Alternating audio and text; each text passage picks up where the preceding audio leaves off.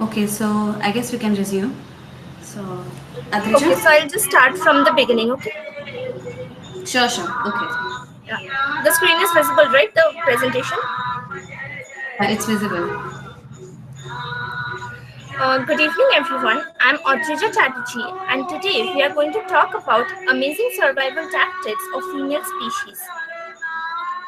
Now, we all know that survival in nature is a battle, and when it comes to females, the struggle to survive becomes 10 times more difficult. Women are often regarded as weak and helpless, but the reality is that's not true. And here we'll talk about some of the species that prove that they don't just survive, they lead, they adapt, and even make the ultimate sacrifice if they have to. Let's look at an octopus mother. Now, mothers are the biggest epitome of sacrifice, and when it comes to female octopuses, they leave no scope to prove that. We all know, right, that it is said that childbirth is the second most painful thing in the world, the first being burnt alive. But can you imagine starving yourself for months just for the sake of your babies? Female octopuses lay thousands of eggs and stop eating to just protect them for months. If this isn't an example of selflessness, I don't know what is. Next, I believe all of us are familiar with this term, parthenogenesis. It basically means reproduction without involvement of the men. Imagine having a society where we don't have to depend on men, where for some species it is actually possible. Komodo dragons, aphids, and some sharks like zebra shark or bonnet shark have the capability to clone themselves. Therefore, even in the toughest situations, they can prevent themselves from becoming extinct.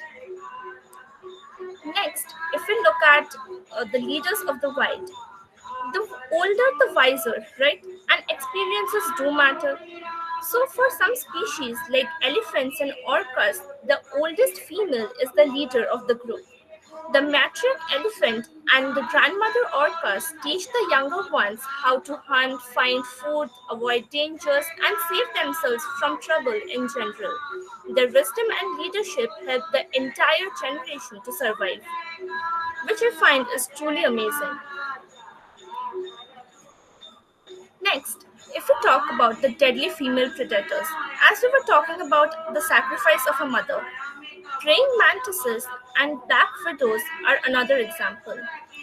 The female praying mantises and black widows eat their own mates after reproduction, and this is just to ensure that their babies get more energy and have a better growth and survival period. Further, let's talk about the spotted hyena queens. I mean, let's agree, all of us here are fond of girl power, right? We all dream to live in a society where girls will dominate, and this is exactly what happens for the hyenas. Hyenas follow their own rules. In hyena packs, the female spotted hyenas are known for being bigger, stronger, and more dominant than the males. Even the lowest ranking female can is easily surpass the highest ranking male. So for hyenas, girl power isn't just a dream; it is the law. Now, we all fascinate camouflaging of chameleons, but what about cuttlefish? Not only they can change colors, but also they can change their textures and shape and literally disguise themselves into their into some other creature just to avoid unwanted mating, predators, or in order to be safe. So this is one of those examples where smart work can be better than hard work. I would like to conclude by talking about the lessons that nature gives us. If nature has taught us anything, it will definitely be to never underestimate females. Female species have always proved that they are the leaders. They sacrifice and rule like no one else. So in real life also, I believe that women are the symbols of strength, intelligence, and resilience. So starting today, I think we all should believe that women are strong, we fight, and we overcome all the challenges. With that, I would like to put an end to this presentation. Thank you.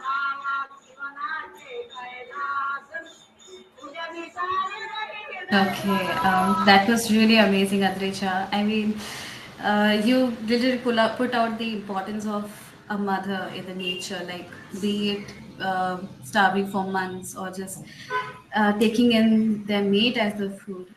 Women really plays a big role in the nature. Also, I'm a bit late with this, but let me say Happy Women's Day to everyone.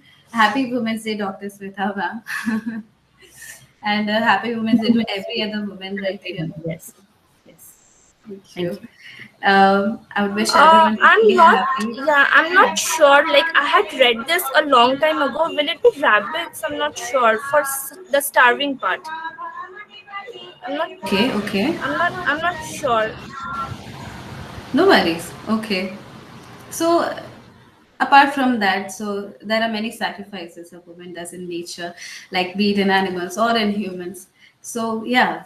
And again, happy Women's Day to everyone. We'll continue with the meet now. Next, Surabhi Shukla. We'll start with you. Yeah, sure. Sure. Okay.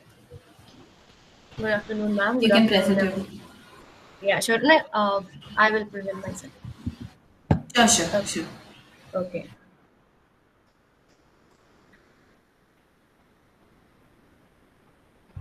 Give me a moment, please.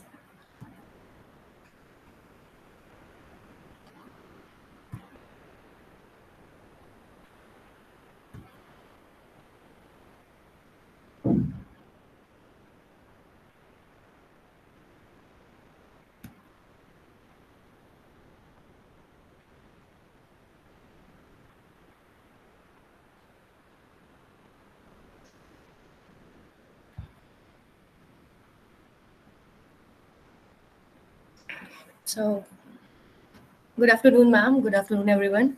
My name is Surabhi Shukla, and today my topic of discussion, and I'm going to present the topic impact of environmental degradation on women. So, and in this presentation, I have tried to explore the intersection of environmental challenges and gender inequality, focusing on women's role in climate adaptation, resilience strategies, and policy making. So, first, we have to understand what is environmental degradation and how it is affecting the women, particularly in the vulnerable communities in the developing countries where the women are totally dependent on the natural resources for their livelihoods. So, like environmental degradation driven by multiple factors, as I mentioned here, like climate change, deforestation, pollution, resource depletion, and these all are poses significant threats to human population.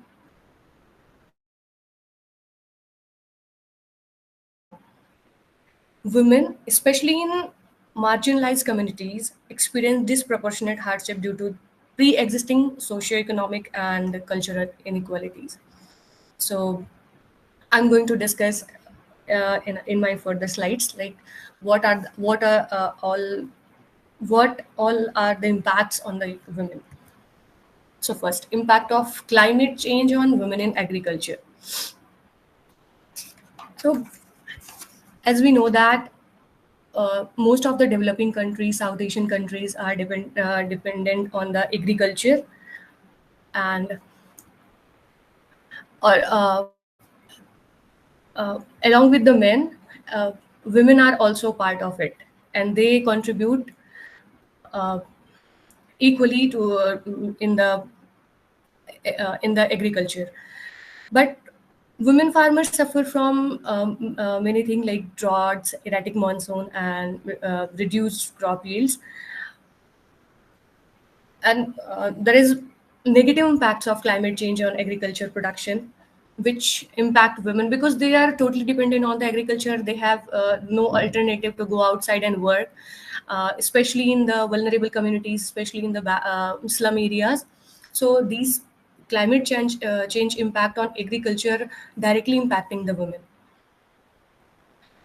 Now, along with the climate change, there is also impacts of pollution and environmental hazards on health of the women, and there is multiple sources of it, like cooking, like biofuel emission, and kerosene lamp and trash burning. There is this figure depicts that how the pollution is common, but the sources of pollution in high income countries like developed countries and low and middle countries, low and middle income countries are differ.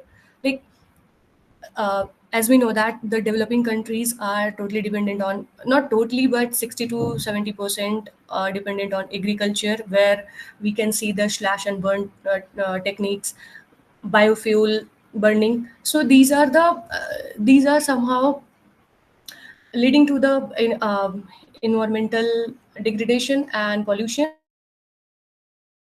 directly impacting the human health along with the women, which who are contributing their lives and contributing their efforts in agriculture and household things. So there are many health impacts like respiratory and cardiovascular health, reproductive health, mental health, and other impacts, and women are facing for this pollution and environmental hazards. Here, there is another thing like displacement and social consequences for women, because on the coastal areas, if we're talking about coastal areas, there is a huge displacement because of the flood, because of the sea level rise, and these all are led by the climate change, as we know that.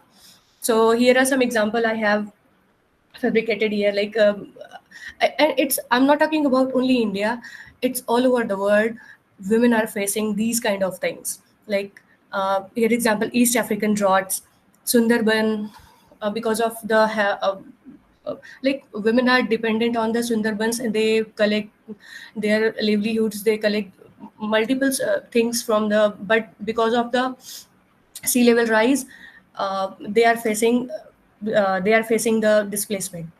And Bangladesh coastal region, hurricanes in USA, Australia wildfires. So these things led to the displacement for the women, which is highly impacting their lives. And the another consequence is still women are facing these kind of thing, but they are always be active in the climate adaptation technique and resilience strategies. Like I have attached a photograph where it is showing there is a survey, there was survey and it has done. So, and like women,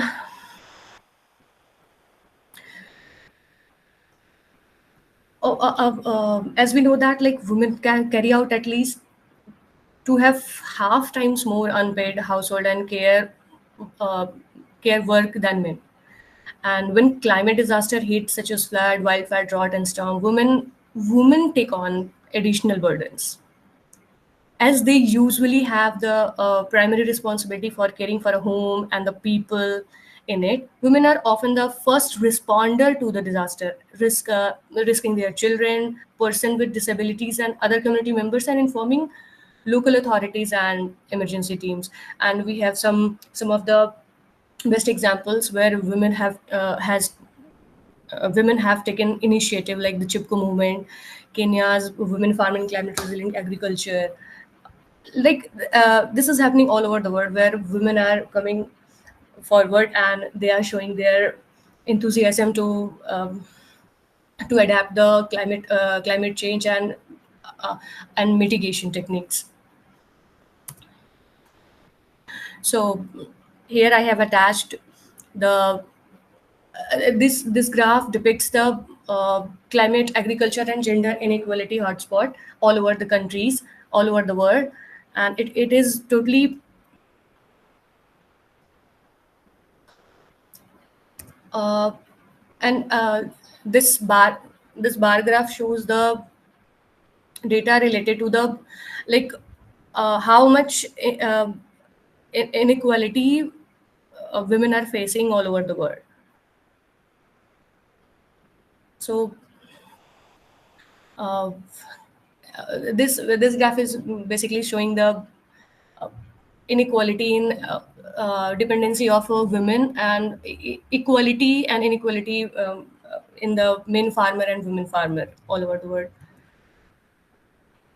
So I would like to conclude my topic, but and also I want to recommend some policies. Like we have to promote some gender inclusive climate policies, and while strengthening the women's land resource, because women are also contributing equally.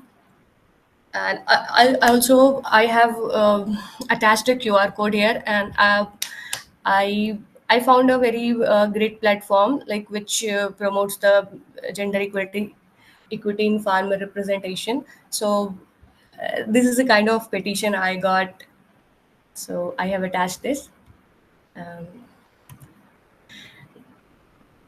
these are the very pictures. Like this picture shows the contribution of women in agriculture and how they are uh, facing the issues in like because of temperature rise and all, and this is the pollution. And the last picture shows the displacement of the women, and they are forced to live in the slum areas. And these are the references I have taken. I have done some research and taken all the things from there. So these are the references, and thank you, and happy International Women's Day to each and everyone. Thank you so much. Wow, that was really great, Surabhi Shukla. I mean, it is true. Like we talk about manpower in the field and all about the manpower going on, but this is very underappreciated. Women work in the field of climate or agriculture, and there is a difference because of their work, right? So just how you mentioned about the Chipko movement and everything, it was the women power which made the Chipko movement successful, right? Yes. So yeah, that was an amazing presentation. Thank you so much. Thank you. Thank you. Dr. Smita ma'am, do you want to share anything about her presentation? No, you can continue with all the other Okay. participants. I Okay. will share in the end. Sure. Okay, ma'am. Okay, ma'am. Thank you, Surabhi. And we'll start with the next participant. So, Mary Shibona B, can you present your PPT now? Yes, ma'am. Can you hear me? Yeah, I can hear you. Yes.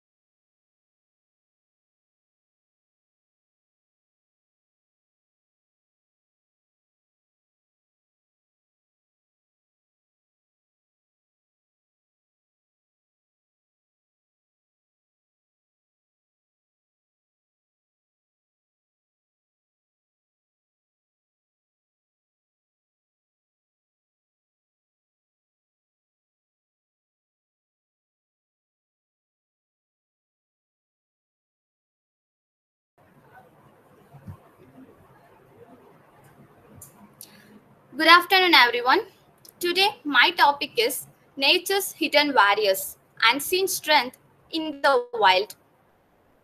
On this special occasion of Women's Day, we are not just celebrating the women around us, but also the extraordinary female species that dominate, protect, and thrive in the wild.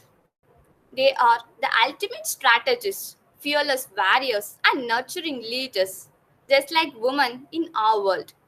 So let's take a wide ride into the animal kingdom and discover the badass survival tactics of nature's fiercest females. Buckle up, it's going to be a fun one. The ultimate sacrifice of the octopus mom who puts shames to human moms. You think pulling all-nighters for your kids is tough? Meet the female octopus.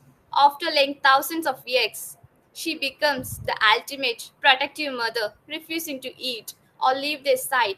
She gently pants them, keeping them safe from predators. Excuse me, is it just a commentary or are you showing the PPT?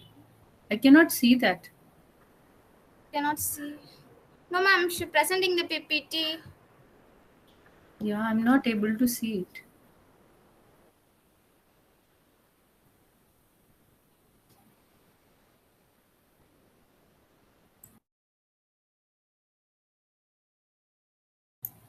Any of you, are you able to see? I can't see the PPT either, ma'am. So, Mary, you can try. Yeah, yeah. Good, good. Now we are able to see.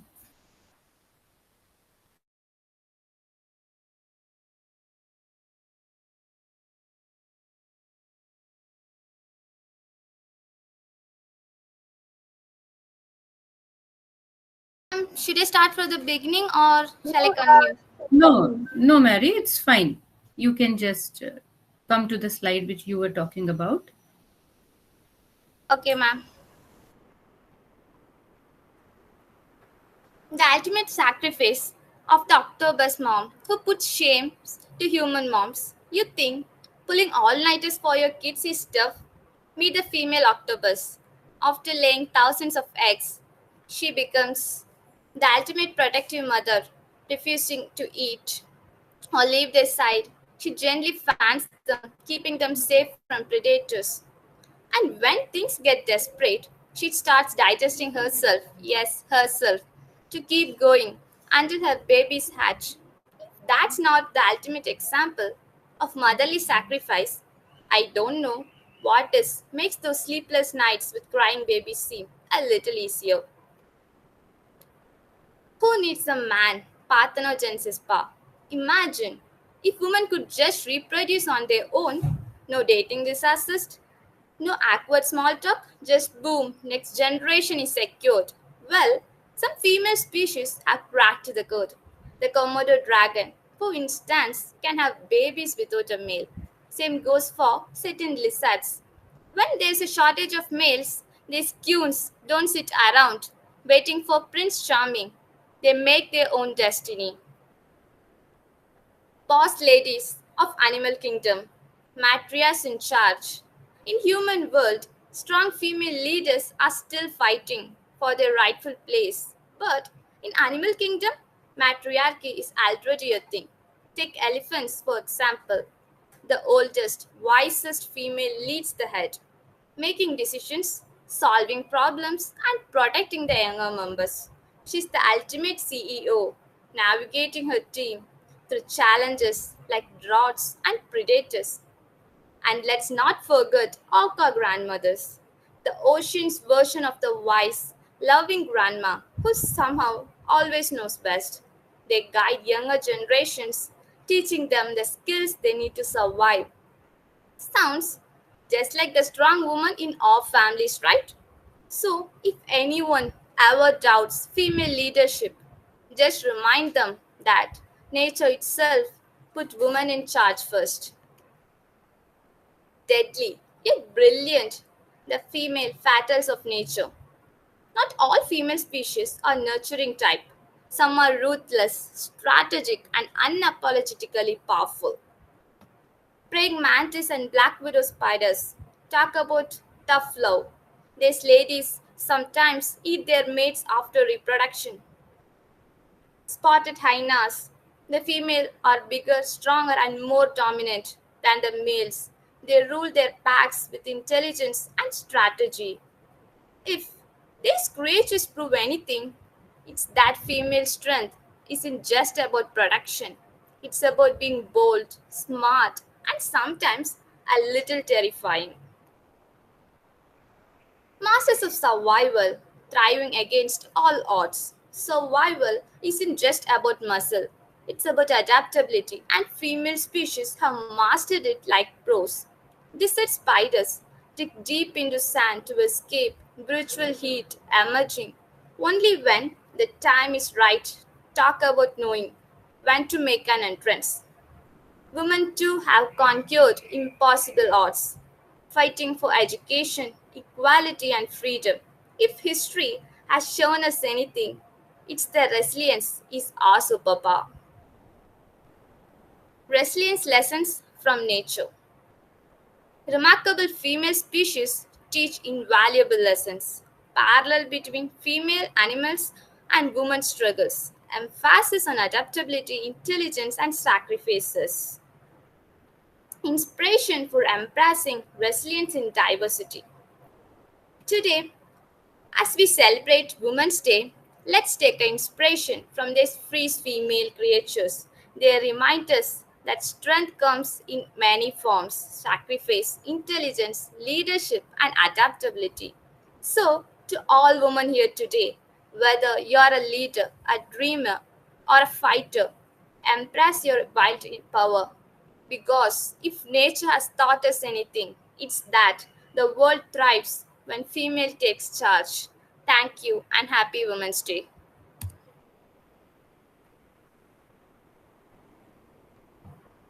That was amazing, Maddie. Okay, one thing, I guess, I'm not sure if it's only me, but your PPT was stuck to one single slide for the whole description you were saying, for the whole explanation. So, can you just show all the slides once? Yes, it Sure, was ma'am. stuck. Yeah.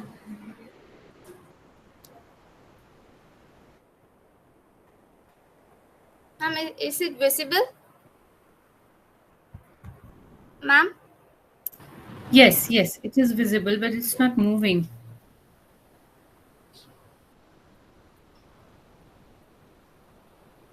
Ma'am, now?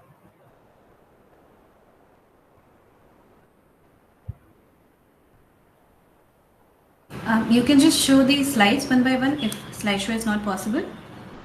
Okay.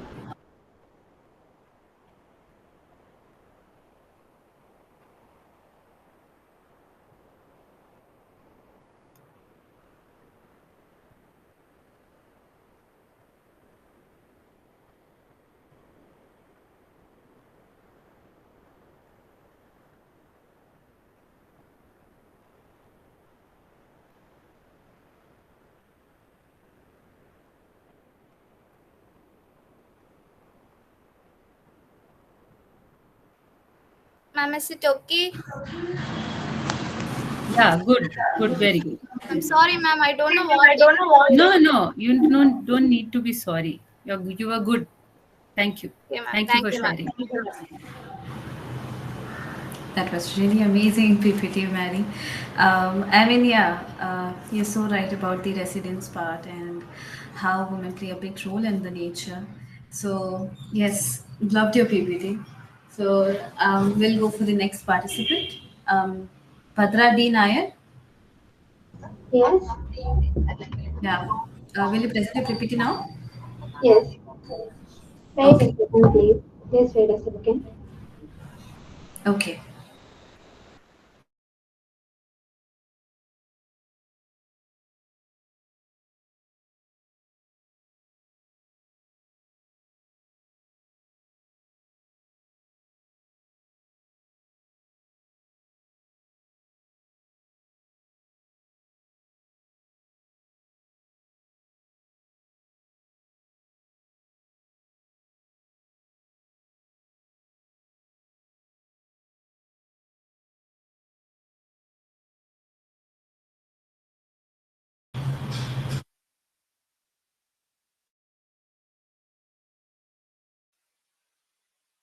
So, people, let's appreciate all the PPTs. I mean, we have seen three PPTs for now, and they were amazing. So let's just keep appreciating them.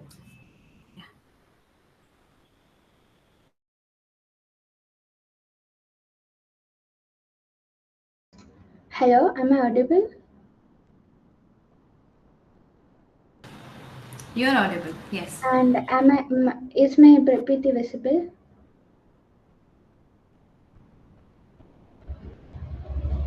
Yes, I'm not able to hear you. So is it visible?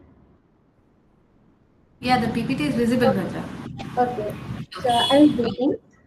So the topic I have selected is the same as two of the other participants to have selected, but nevertheless, this is one of my favorite topics, and I think I'm going to enjoy it to the fullest. So let me present it.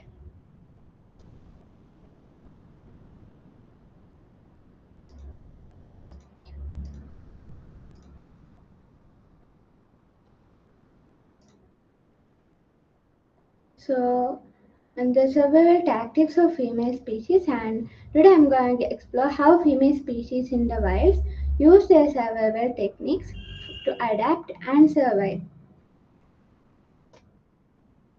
Okay, sorry. So the natural, I think there's something. Okay, okay. So wait a second. Okay, I don't know what's wrong with this. Anyway, so, when one is talking about the survival tactics of female species, one might think, what's so special about female species? Because from childhood itself, we are conditioned to think that males are superior and males are the dominant species. So, in a way, it is right, males are stronger in most of the cases. But then, what's so special in female species? So, what is a specialty is that even though males are stronger, females have more memory, more resilience, and more adaptability to harsher environments. And they are strategic planners, and these are some of the things that makes them exceptional. So the first one is the female octopus. And female octopus, they their reproduct their method of reproduction, it is known as semiparity. So when it is time to reproduce, the female octopus, it goes into a secluded region of the ocean, often inside a cave, and there it lays lots of thousands of eggs, and the mother will stay there, will incubate the eggs, and will blow water over the eggs in order to aerate them. And some and during this time, the mothers, they won't go out to hunt, they won't eat anything, and some octopuses, such as giant Pacific octopus, they can starve them for up to 6 months. So during this time, they have a gland known as optic gland, and it is similar to pituitary gland in mammals. So some hormonal changes takes place, and a process known as apoptosis or programmed cell suicide takes place. And as a result of this, the cells began to deteriorate, and sometimes the mothers, they might tear off their own skins and tentacles and eat them. So once the hatchlings, when the offsprings are hatched, the mother will die. But then one might think, what's so special about this? Because mothers are very essential for the growth of their children, right? So if the mother herself is dying, what will happen to those kids, or I'm sorry, what will happen to those offsprings, one might think. So the thing is that octopuses, they don't need parental care for their growth. And the other thing is that the evolutionary mechanism in octopus, due to that, they invest everything, energy, and they invest everything for reproduction for one, for a single time rather than reproducing multiple times. So this is one thing. And the other thing is that when the mother is there guarding her eggs, she might be there for a prolonged period, right? And the other organisms in the sea, they will know that the presence of an octopus is there, and they won't dare approach that area. So even after the mother dies, other organisms, they will still think that the octopus mother is there, and they won't approach the area until the hatchlings grow up. So this is another thing. And the other thing is that the presence of mother, the continuous presence of mother is needed in order for the continuous oxygen supply for the eggs.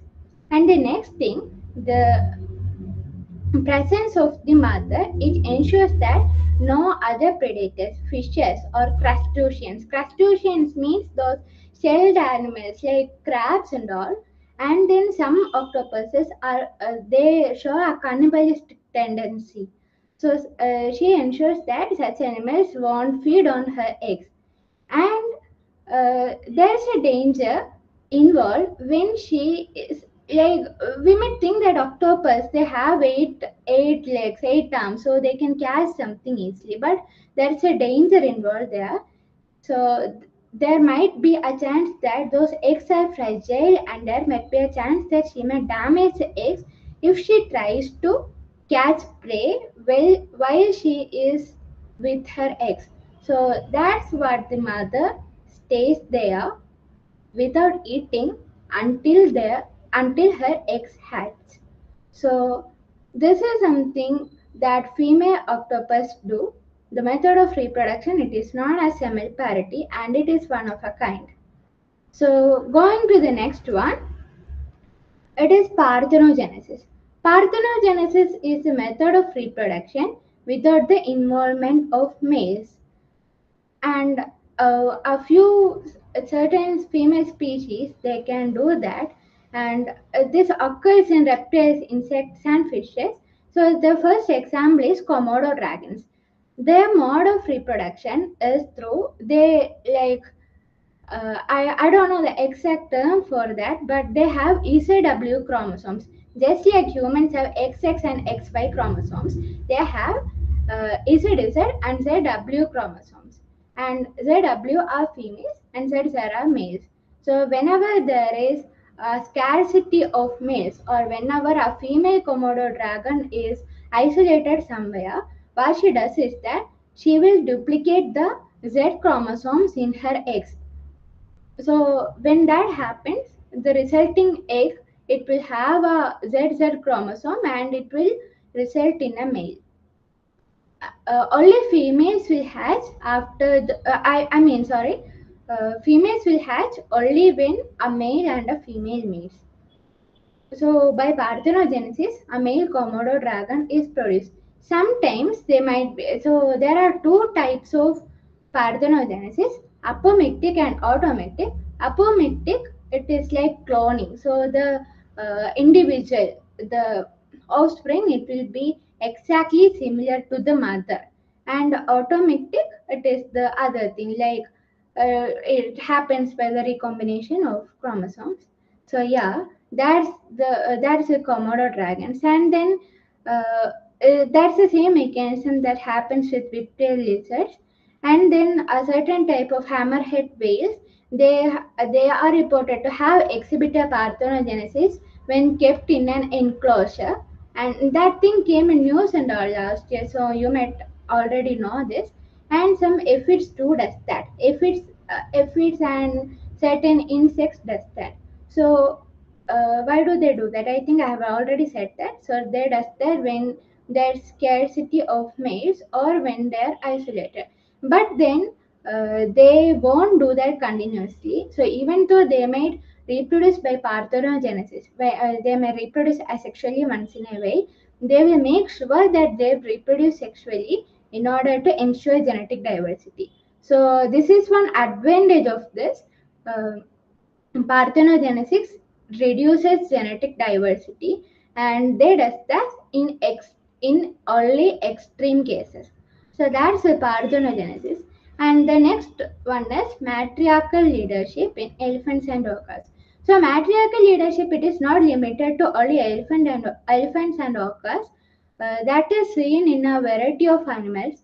I will go to them in the coming slides. So in elephants, the oldest female, known as matriarch, she is the leader of the herd. So, the while the female is the leader, is that she has elephants are said to have exceptional memory, and females have even more so. So they remember water sources, ways, and everything more clearly than males, and this will help them to lead their herds to water bodies even in droughts. So the oldest females, known as matriarchs, are the leaders of an elephant herd, and other females they give birth to babies and take care of them. So elephants have an amazing thing. They evolve as a society. They have an amazing societal structure the rest of the elephants, they cooperate with the other members of the herd in order to survive the smooth functioning of the herd. So the matriarch plays a crucial role in ensuring that. And orcas, female orcas live long after their reproduction. And once they become grandmothers, they take care of guiding the younger orcas. So orcas are certain types of whales, okay? So these grandmother orcas, they take care of the younger ones. They lead them to, so just like how elephants work, they too have exceptional memory. They are strategic leaders. So they lead the younger ones into, they lead the younger ones to the food sources. They teach them tactics. They teach them survival methods. And then male orcas, they will stay throughout with the female ones. They stick with their grandmothers. Grandmothers raise the grandchildren. So that's the specialty of orcas. And the males will stick on with the females. So this is the matriarchal leadership in one of the biggest creatures of land. And the next one, it is of predatory and defensive strategies. So black widow spiders. Okay, so there is a similarity between black widow spiders and praying mantises. So I will group them together. So black widow spiders, females use venoms and webs to capture prey and to protect themselves. And then there are praying mantises. Mandis religiosa, if I'm not wrong. So the both of them, they are similar. What they does is that after mating, the female will, so this mandis thing you might have seen in memes and all. The female mandis, they will bite off the head of male and eats them. So what they does is that it will ensure they get a sufficient protein uptake in order to uh, in order to give birth to, actually they lay eggs, but it ensures the growth of a stronger offspring. So that's there for now. Actually, a lot of this mating things, mating rituals of spiders, they evolved due to this behavior of black widow spiders. So they, okay, wait a second, am I audible? Yeah, Yes, you you are are. audible. Okay, so I got scared that my connection got interrupted or something. Sorry for that. So what happens is that these female spiders, they too, black widow spiders, they too exhibit the tendency to eat the males. And if you might have noticed, females are much larger than males, and it's no hard work for them to capture the males and eat them. And another thing is, the males, they have to let the females know that they are for reproductive purposes and they are not predators. So for that, the spiders, they developed different types of mating rituals. Some of them tap on the webs of the females in a certain way. Some of them dance in front of them, and also all these mating rituals are evolved from, they are evolved due to the practice of female black widow spiders eating males. So that is something. So these two creatures, they are obviously far superior than males and eat the males after the mating ritual. And sometimes, no, the male spiders, they might they might narrowly escape from the female, but even so, they will have a slow and painful death. So that's a dark aspect of spiders mating. And then poison dart frogs, like they poison dart frogs are beautiful species. Okay, they are so colorful to us, and of course they are poisonous. So these frogs, they will take care of their tadpoles. They will transport them to safe places where there are no predators and make sure that these tadpoles grow into strong individuals. And then there are hyenas. Uh, Hyenas are an interesting case, and I have made a separate slide for them. So the spotted hyenas. So I'm not sure if I'm pronouncing the name wrong. So hyenas, the thing is that females have higher testosterone levels than males. So we have studied that testosterone is a male hormone and it is present in males. Uh, the features of that hormone is that it will lead to higher aggression and higher physical strength. For hyenas, females have more of that testosterone levels, more of that hormone, and so they are more dominant than males. So females are the leaders of the pack, and the hierarchy of hyenas are in such a way that the topmost hyena is below the lowermost female, topmost male hyena is below the lowermost female hyena. That's one speciality of hyenas. And females does most of the thing. They take care of offspring, they hunt, and they does everything. And there's another thing, they have a mating advantage. So in the case of cats and all, when they mate, so, mating is usually done in a way that males are more dominant in most of the cases. For in cats and all, you might have seen female cats attacking males. It is because when the penis it is inserted into the vagina, they will develop a thorn-like thing, and when they take them back, it will damage the cat's vagina. So the same thing it happens to a lot of animals. But in the case of hyenas, it is the reverse. Females, due to the presence of higher testosterone levels, they have a pseudo penis and they have a elongated clitoris. So it makes it difficult for males to reproduce with them. And females have an advantage in that aspect too. So this is a case of hyenas. And after, so you might know hyenas attack in packs and all.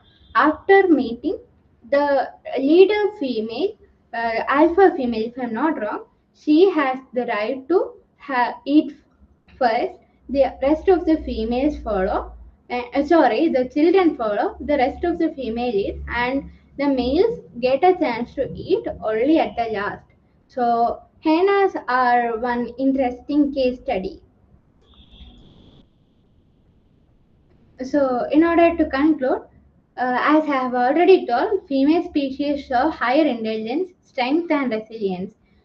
So that is why some of the females are more like they are more stronger or may more like what they are more stronger than males, or they have a more like they have more advantages or reproductive tactics. So this is the reason females are one of the most studied cases. And then the another thing is that females ensure reproduction of species. So their survival tactic ensures that the species continue. So even though we may think that females are somewhat like people they tell that males are dominant than females, but I won't tell it is the other way around. But you should realize that males and females they both have equal roles to play in nature. And then this is a picture of a male lioness and her cub. So contrast to popular belief, people think that male lions are dangerous, but the thing is that a female lion does most of the hunting. Male lions are often like male lions guard the territory, and their duty is limited to almost that and mating. But the female lions, they are the one who is responsible for capturing the prey. Also, they give birth to young ones, obviously, and they will train their kids, they will train the cubs for fights and all. So, why the female does the hunting? It is because males are stronger, obviously, and they hunt only while ambushing a larger prey like a buffalo or an elephant, only males will step up. Females are more agile and they have more ambush tactics. So that is why, and also they communicate, they have coordinated communication abilities, and female lions communicate effectively with other lions, making them easier to capture the prey. They have more tactics to capture the prey, and that is why females does most of the hunting. But the problem there is that females, even though they have retractable claws and longer legs, they they have the power only for shorter like they can't chase the prey for more than 50 meters. So that is one advantage of females, and this is where the importance of males step up. So this is something of lion. So some of you might be like, this might be unknown knowledge for some of you, because popular media, they always show the male lion as the dominant species, but no, it is a female who is more dangerous than a male. And so these are some of the other creatures. So lion I have already told. This is a picture of an orca, that too I have already told. And this is meerkat. Meerkats, they have a female dominant species. So females are dominant, and there's an alpha female who is responsible for reproduction. If males are there only for assisting in reproductive activities, and if any other female other than the alpha female tries to reproduce, she is either thrown out from the group or punished. So meerkats are one female dominated species, and that makes them one of the most superior species in the deserts of Africa. And then these are jacanas. So jacanas, uh, okay, this is one of my personal favorites. What jacana does is that females practice a practice known as polyandry. They mate with multiple males, and the males take care of bringing up of the younger ones. Female guards their territory. She hunts and brings back prey, and the male, it takes care of the child.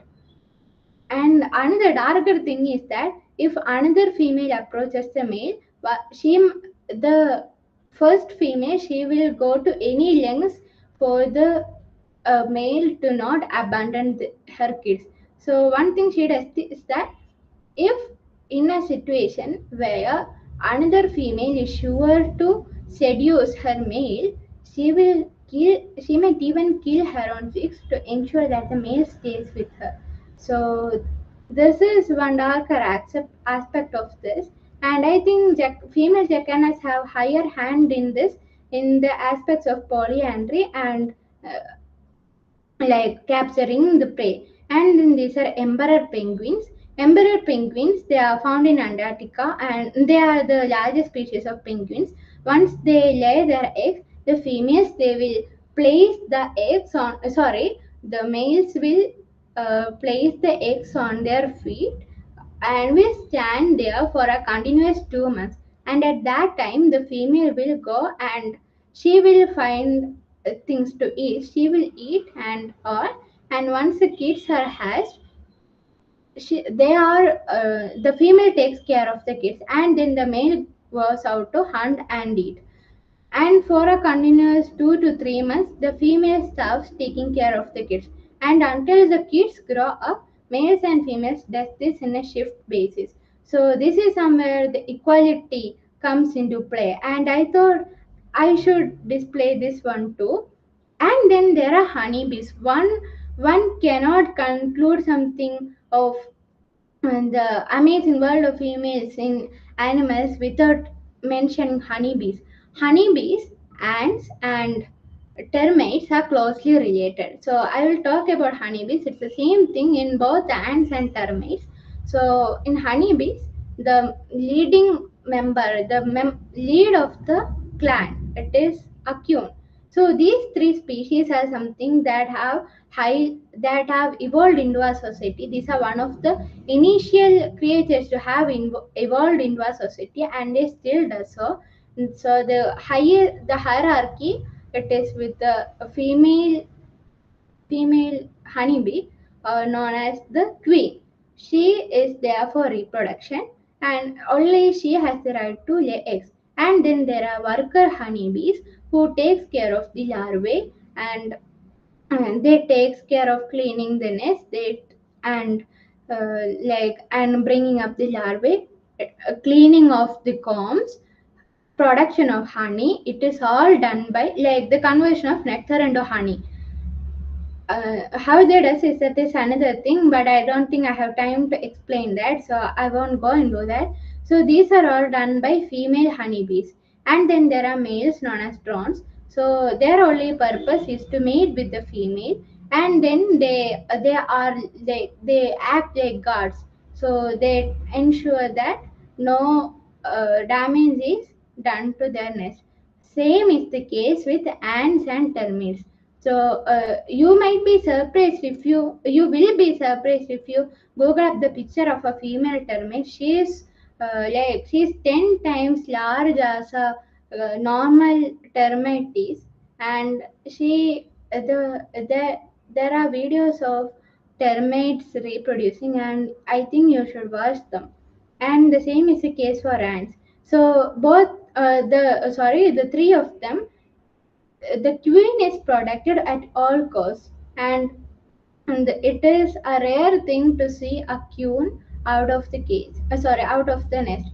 And when the queen dies, the clan it dies with the queen. That's another thing, because no other female reproduces. So when the queen dies, slowly the honeycomb family, the honeybee clan, it will die off. So they will either uh, they will either kidnap another queen, or they might train one of the baby honeybees to becoming a queen. So they will feed something known as royal jelly in order for them to develop into a queen. Queens are fed only that. So there are a lot more to talk about honeybees. I won't go into that. So they are one of the key matriarchs. So I am concluding this. And okay, so there is one thing too. Apes, monkeys, orangutans. Orangutans have already told, and they are. This is a picture of a chimpanzee, but then there are monkeys known as bonobos. They too are female dominant species. Female take care of the kids.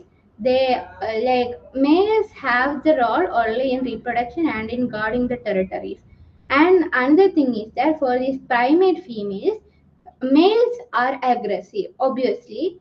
So there needs to be certain tactics other than the male aggression, like the diplomacy and all. Diplomacy, negotiation, and such things are taken into account by the female primates.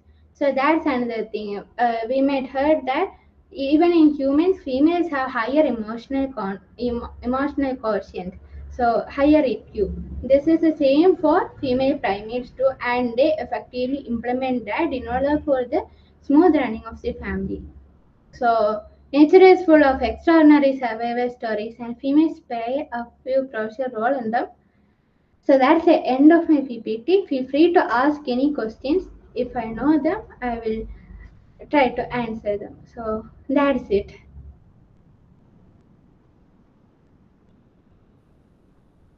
That was an amazing PPT, Bhadra. I mean, there were tons of things to learn from your PPT. You talked about so many things about this species, and especially the fact that surprisingly, females are more dominant in many species. Like, even I didn't know about that. Like, with the word dominance, you just know it's the male, right? So, I just learned that there are many more species than you know that are female dominant, and like really insightful. Loved your PPT and loved your explanation. Really, you look very pretty today. I'm really glad. I'm really glad to know that you learned something new. It is because actually I enjoy.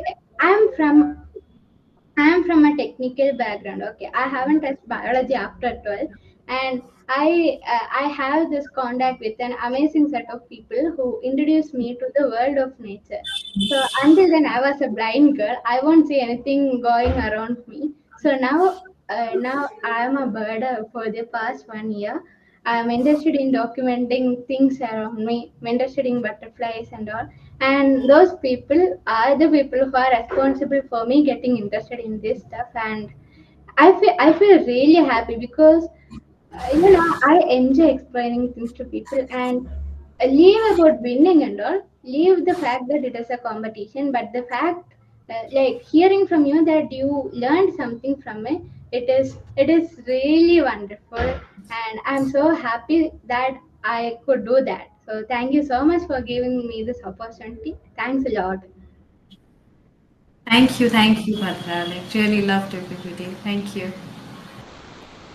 Okay, so we have two more participants, I guess. Akshita Garg.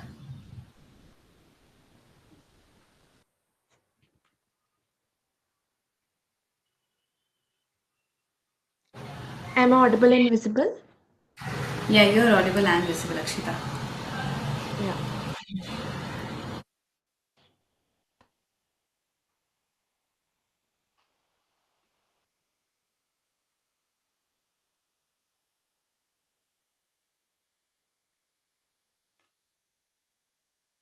Is the PPT also visible? Yes, it is visible.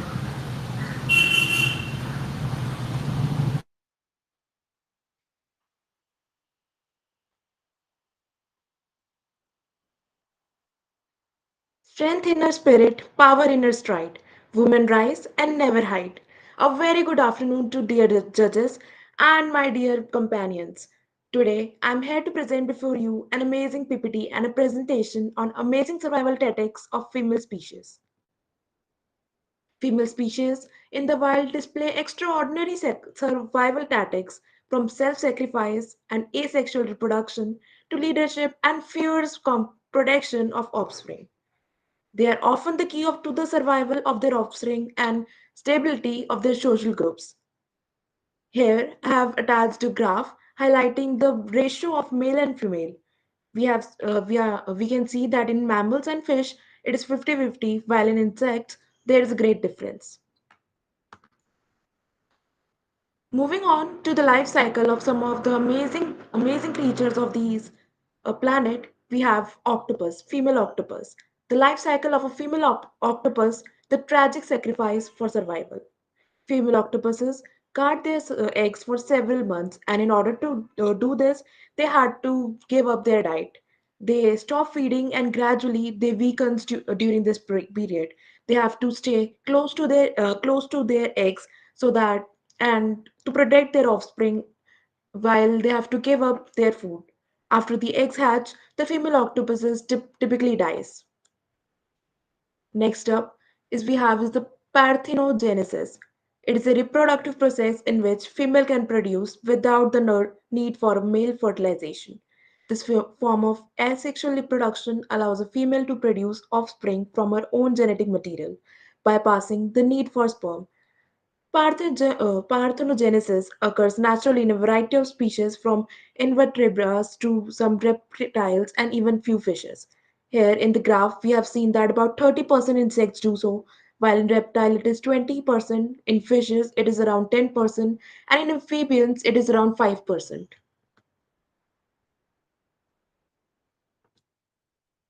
Matriarchal leadership in species. Matriarchal leadership in species refers to social structure where females, particularly older and more experienced females, lead the group, making decisions that benefit the survival and success of the community. We have, for example, the elephants. They live in matriarchal herds, typically led by the oldest female, known as the matriarch. While orca they live in pods and they are composed of related females and their offsprings. The eldest female or the matriarch typically leads the pods. Spotted hyenas live in matriarchal clans where females dominate the social hierarchy. The leadership of experienced females ensure that the species can navigate complex environments, maintain social harmony, and protect future generations. The predatory and protective power. The survival strategies of female insects and mammals. Female insects and mammals exhibit a variety of predatory and of offensive and defensive strategies that highlight their strength, adaptability, and resourcefulness. While some female insects, like praying mantises and black widow spiders, employ lethal hunting and cannibalistic behaviors, female mammals such as lionesses and orca mothers rely on teamwork, coordination, and leadership to hunt and protect. Similarly, in the terms of defense, female animals, whether it's a queen ant or a mother bear, demonstrate fierce protective instincts toward their young, ensuring the survival and success of their species.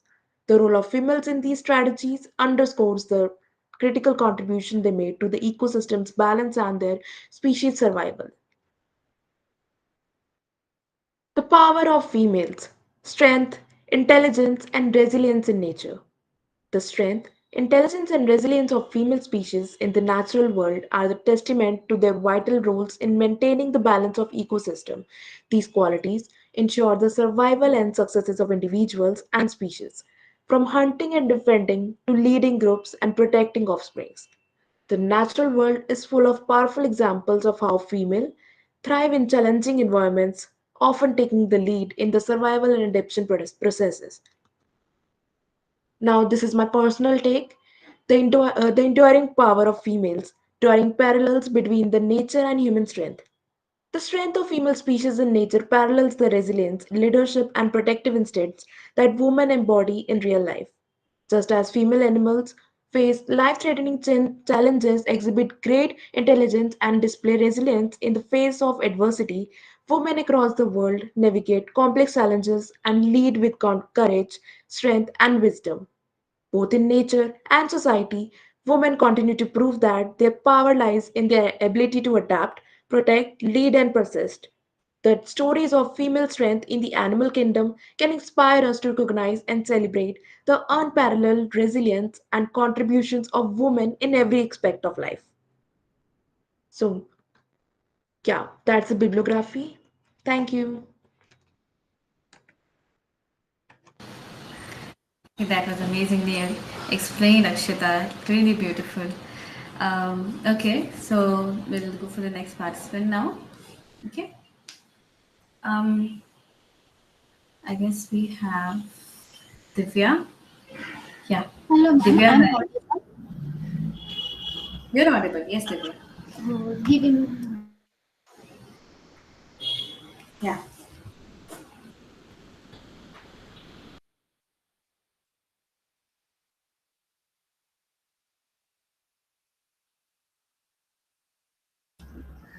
Ma'am, is my screen is visible? My PPT? It is visible. It is visible.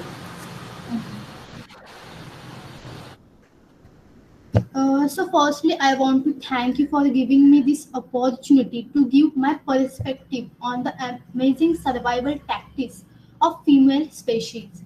So, like in this Gen Z era, we always listen, "Hey, I don't want to marry someone. I will be a single mother, or I can achieve these achievements. If male can, then why I don't?" So, like, think about like this same perspective we have in animal kingdom. So we move ahead like there is a I give a brief introduction in this project highlight that female in animal kingdom often use extraordinary survival strategies to adapt and thrive. So the first is female octopus sacrificing themselves for their offspring. So think like how this nature create this all of thing like as already Bhadra give complete information of the mechanism, I will give it in a short way. So like there are some octopus species. The female sacrifices itself after laying egg. She stops eating and guards eggs, eventually dying after her offspring hatch. So like think about that. How like mother octopus never meet their babies, and they also stop eating and die of starvation before their young hatch, like instead of a death it seemed to be pre-programmed. Octopus have a cannibalistic trait, so death may be way to prevent female from feeding on her own hatching. So there is a one example like specific chained octopus in no one to go through this sacrificial process as I attach their photo here. So uh, so there is one brief information here like how they take it.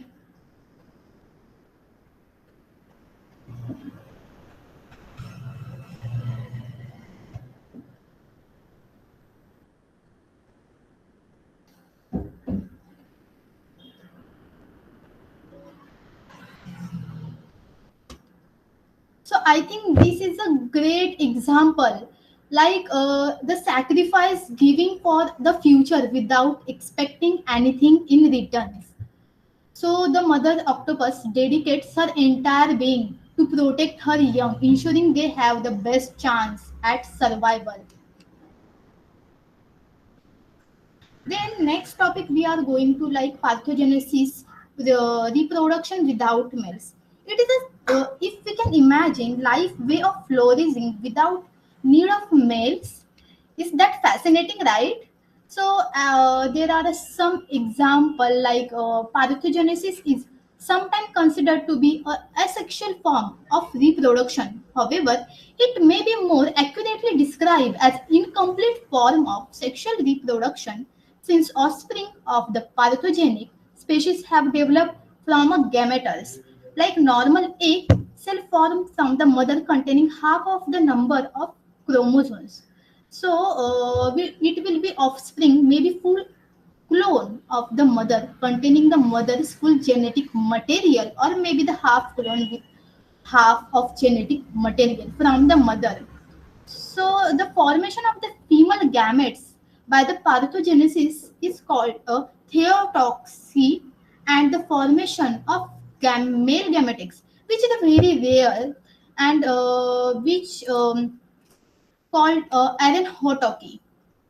So there I have attached two photos. The best examples I think so. The one is a Komodo dragon and another one is a female Asian water dragon, which she produced a daughter without assistance of male in a experiment. Like this is a taken by experiment of a bunch of scientists. So this is the one thing I should include here. Moving further, the matriarchal leadership in species like elephants and oscars.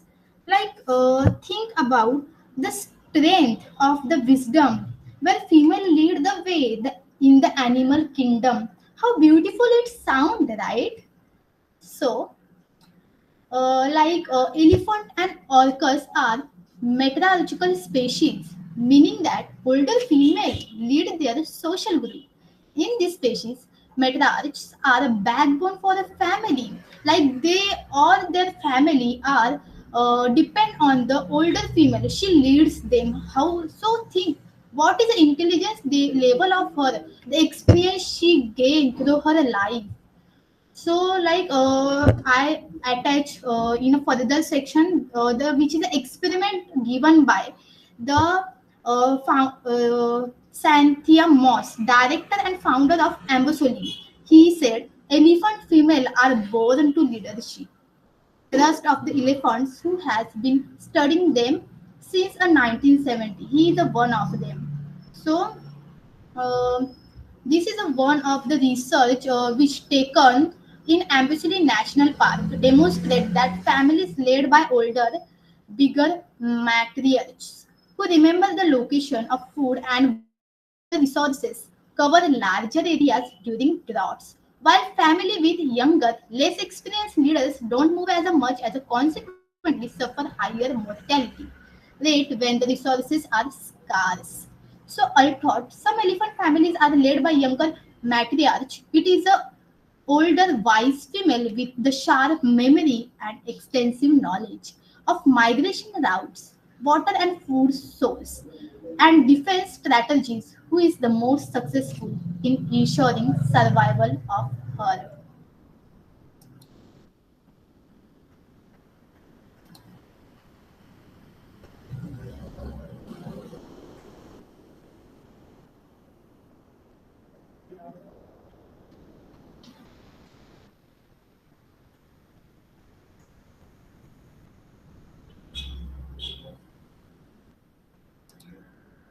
Ma'am, is I am audible? Ma'am, is I am audible? Yeah, you are audible. You're Thank you audible. so much. There is a one also I attach here, which is Oscar. We who are mammal species shows the leadership.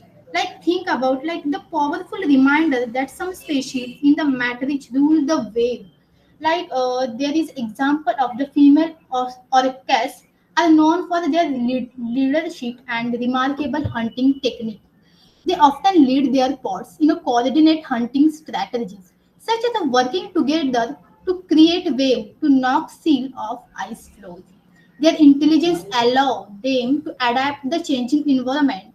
See, like how they evolve around the world. Like as a world evolve, they also evolve in feminism in their world as well, and they teach their offspring vital survival skills. Female oscars are also have a longer lifespan than male and pass down knowledge that aids further generations. So this one thing I could mention here, like how they look, how they lead here.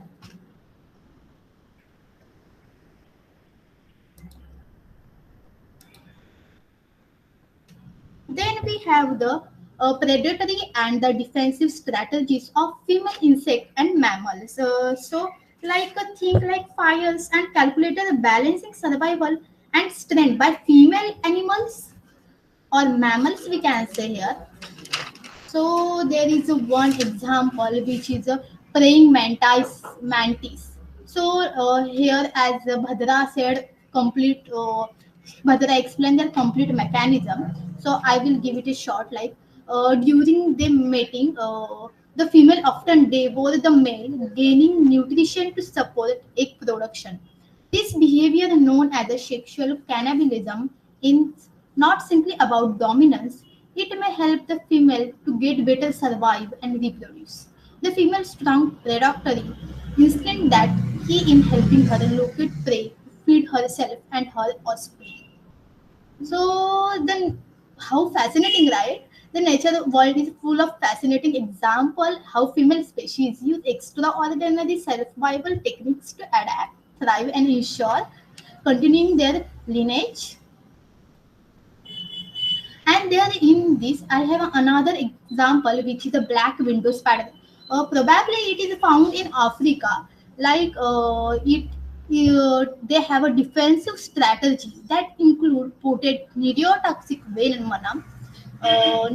venom that embolize prey. The female spin intricate web and secluded areas and often display aggressive behavior towards male. They use their venom capture and embolize prey such as insect and small vertebrate which they consume for the nourishment.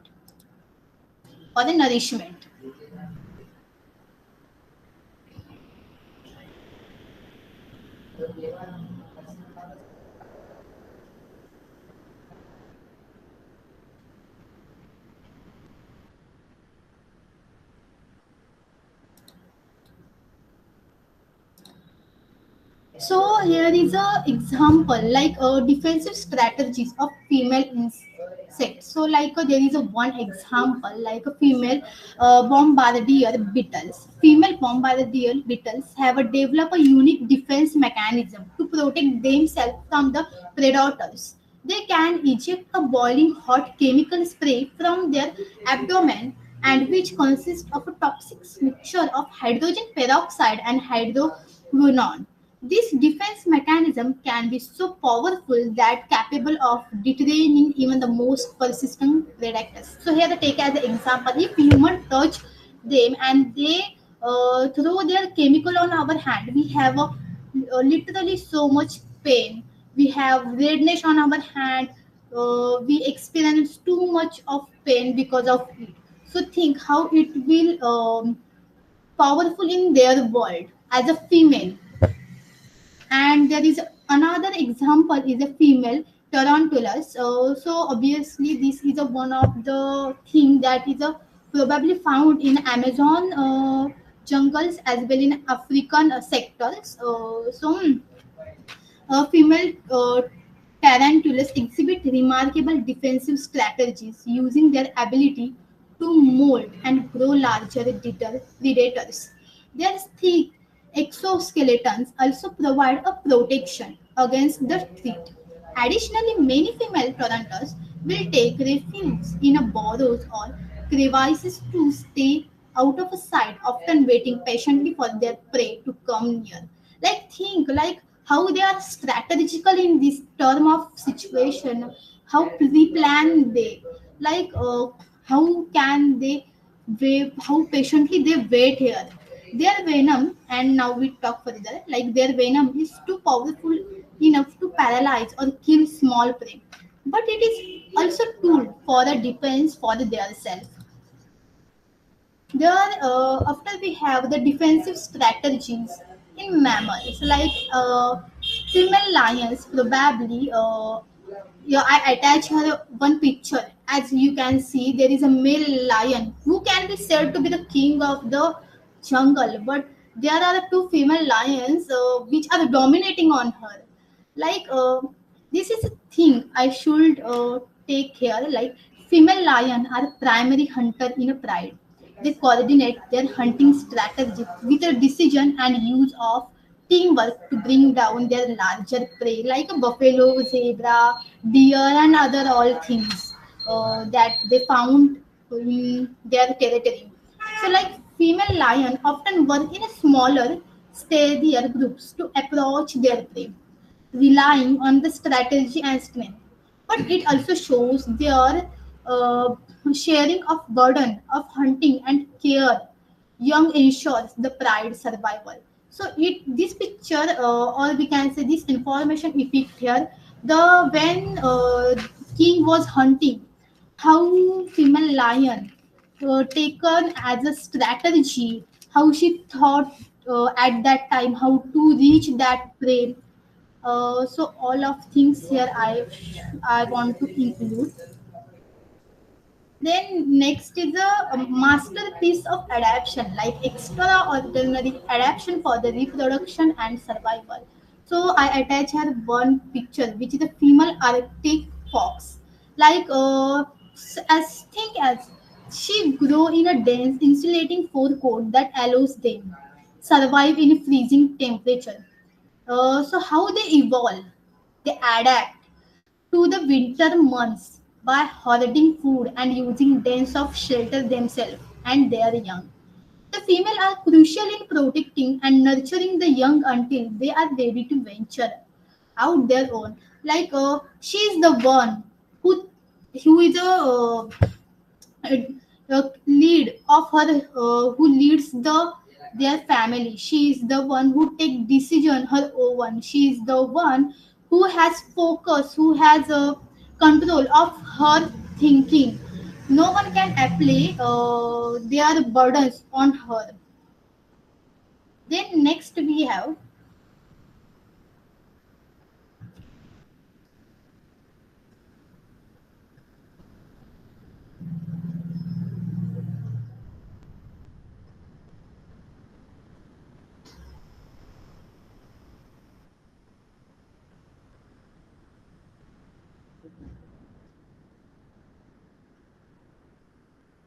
So here we seen a video form of the female cuttlefish. So female cuttlefish possess extraordinary camouflage abilities, which they use both for the prediction and defense.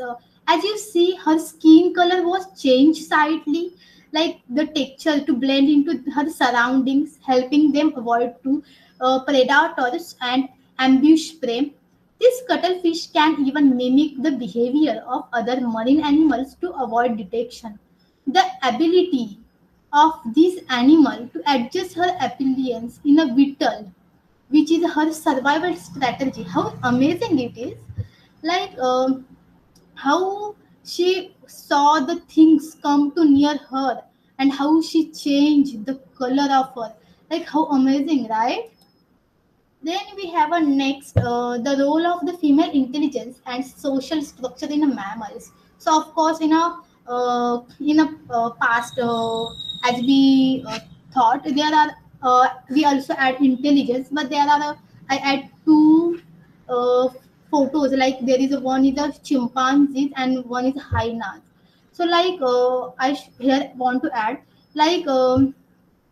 Female chimpanzees are not only integral to the social structure of their group but are also skill using tool and strategic planning. Just I went to the Matharan and there was one man standing like Matharan is a hill station, and there is a one man standing. He have a bunch of bananas and all things, and there are so many chimpanzees because Matharan is known for the too many chimpanzees and monkeys and all over such kind of things.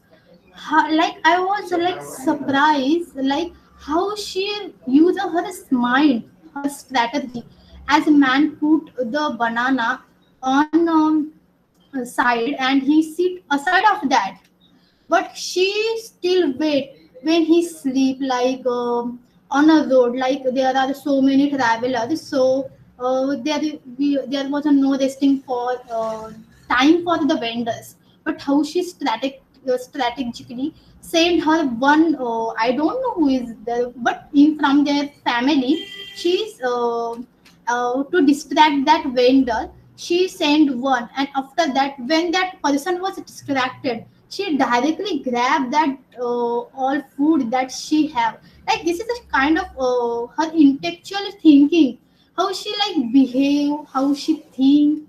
This is a short form that I experience in personally, so I want to include this in here. Then I should also include here that, like female chimpanzees have been observed using a complex solving techniques to ensure their safety and the safety of their young.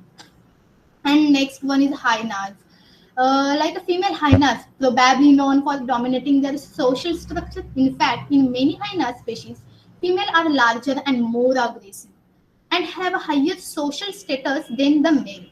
Female hyenas are kept leaders and in the clans, often making decisions about hunting and defense.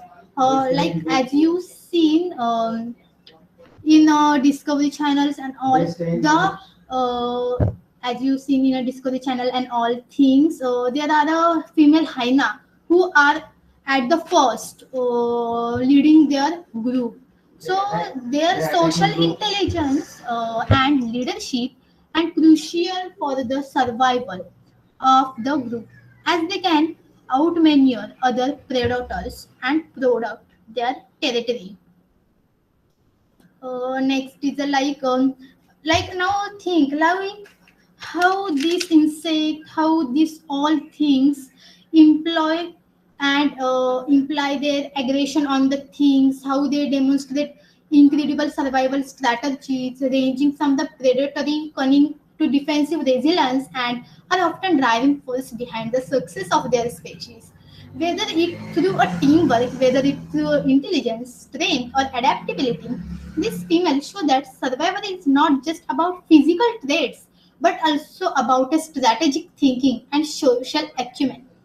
The natural world offers endless example of strength, intelligence, and resilience of females, proving that they are not only survivors but also leaders in their ecosystem. So in the conclusion, I just want to say here like there is a lot of description I given here, but I just want to say here like the man can be do that, then why not female? The female has a capability to lead the, like I'm right now referring this example to real world and animal world. So lead their family while having a children. Like I think this inspiration we could take from the animal kingdom, how they balance ecosystem, how they prove they are in the nature, how their strategical thinking works. All like this was really amazing, like how they sacrifice their intelligence, tenacity. Like females are not only merely participant in the natural world, they are a powerful architect of survival. This is the one thing I think I should remember always, and I think so I want to say it to everyone, like how they survive, they adapt, their continuity of life, what a rich diversity, right? So like in the end, like I want to say like all our female are not only restricted like a born a baby and do household work. No, you have a ability, you have a capability, and you need to do that things that you want to become. So like it in a leadership, it in a like in a various format. So thank you. I only want to thank you for this experience I got here today. Thank you so much. Thank you to you too, Divya. I mean, you amazingly. You like summed up all the topics together. Like, Yeah, be yeah. it the resilience, be it be the strength, or the matriarchal, which you guys talked about, and be it the protection, the mother protects, how the mother protects the babies. So yeah, like loved your presentation. Thank you so much. Thank you. Okay, so we have one more participant, ma'am. So will it be, it's like already 10 minutes about the time which we mentioned. So is it okay for you? Can we do it quickly? Can Yeah, we sure, take ma'am. it quickly? Yeah. Sure, sure. We'll try. Yes, ma'am. Yeah, Trisha. Yeah, thank you, ma'am. Okay, let Yeah, me present. okay. Divya, you can stop sharing your screen. Yeah.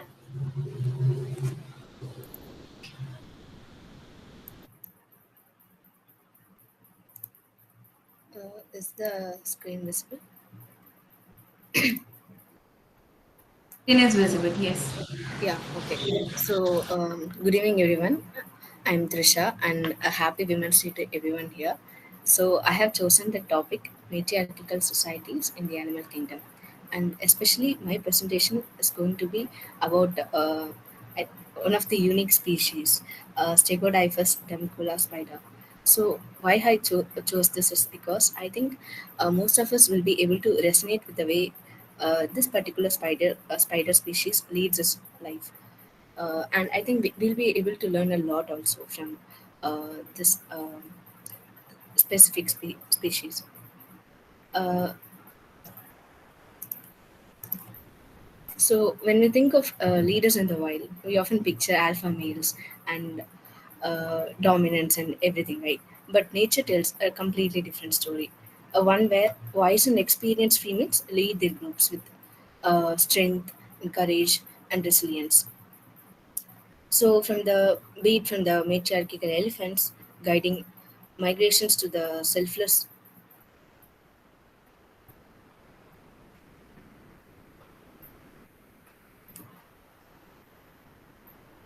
Stegodiph- Stegodyphus demicola spiders building safe havens.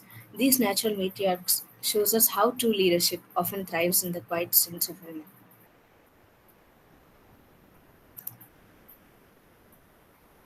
So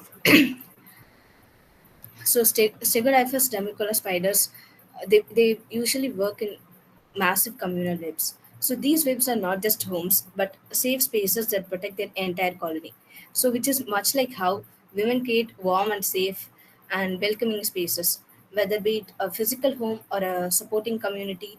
These spiders build strong foundations for their families, like how most of the women lead their life. And unlike most of the spiders that live as introverted loners, Stegodyphus semicola live in a true community, like like uh, uh, be it for searching their prey or even nurturing their kids. This particular spider species, they always do every task together, so that they all live together as a community and nurture together as a whole.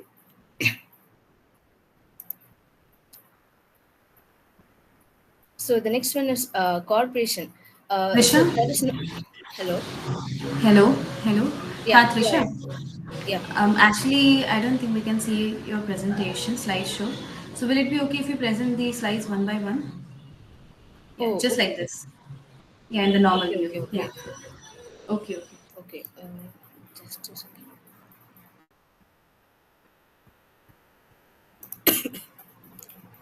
Is it visible now? Yes, it is visible. Okay. Okay. Thank you. So the next one is about how they all how in case of Stegodyphus demicola spiders there is no hierarchy. So every female contributes equally to building the web, or be it capturing food or nurturing the younger ones. So this also mirrors how the way women support each other, be it sharing responsibilities or competing for dominance. Even that is done in a more healthier space. So this also represents how balancing family and work, or even standing up for each other, is cooperation, is a key. Okay, so the next one is about matriphagy. So this term was actually new to me. Uh, so when I came to know about this, it actually made me spellbound. Like how the once the spider gives birth to its younger ones, the younger ones are actually fed by their own, like the younger ones take the nutrients of their mother, and then they are all brought up. So it's like how the mother spider literally gives her life for a younger one, letting them consume her to gain the nutrients, and then they thrive. So while which is also can be seen in human beings, I guess. So when human mothers don't make such like we don't make such little sacrifices, but still we put our family needs and other like be it professional or personal life, and then we do all these sacrifices. So this matriphagy is something I think most of the um, it's a good metaphor, with the way how most of the women live our life.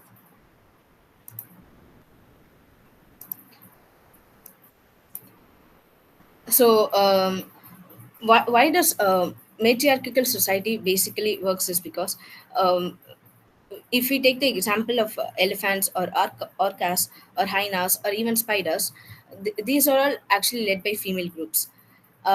In case of elephants, they generally remember where the water sources are there, and they share knowledge in that way. And again, in case of orcas, they have this strong social bonding, which helps them to hunt together and share the food together. So this is also one of the very good example.